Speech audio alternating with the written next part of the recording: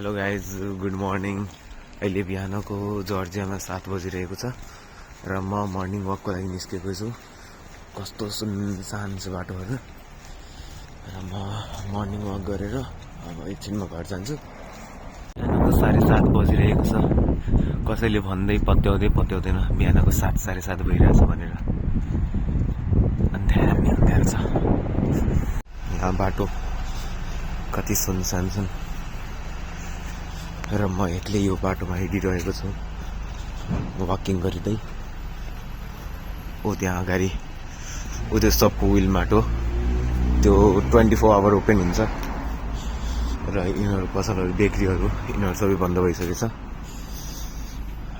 यिनीहरू चाहिँ 9 बजे 10 बजे खुल्छ, बट यो चाहिँ 24 आवर खुल्ला रहन्छ। र मैले मर्निङ वक गर्दै यहाँ चाहिँ बिहान क्लिनिङ गर्न आउँछन् यहाँको गभर्मेन्टको वर्करहरू।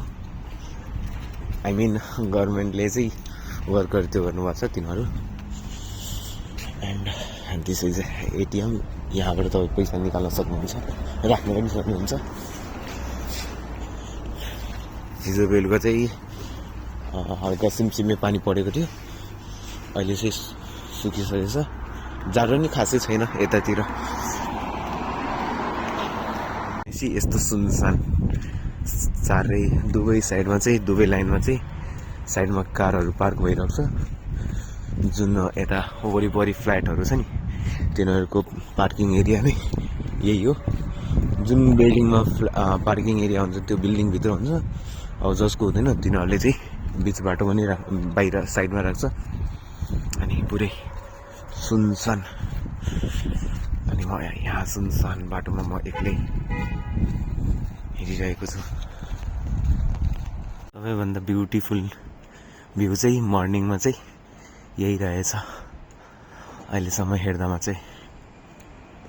जर्जियामा यस्तो एक्लै हिँड्दा नि तपाईँले सेफ फिल हुन्छ। यहाँ तपाईँले कस्तो त्यो डराउने खालको कुनै इन्भाइरोमेन्ट नै छैन। यहाँ तपाईँ एकदमै मजाले हिँड्न सक्नुहुन्छ। 24 आवर तपाईँ हिँड्दा कसैले यही फरक पर्दैन, न त तपाईँले कसैले तर्साउँछ न केही। एन्ड सेफ भने चाहिँ एकदमै सेफेस्ट प्लेस हो जर्जिया। अब म चाहिँ युटर्न लिएर घरतिर लाग्नु पर्यो।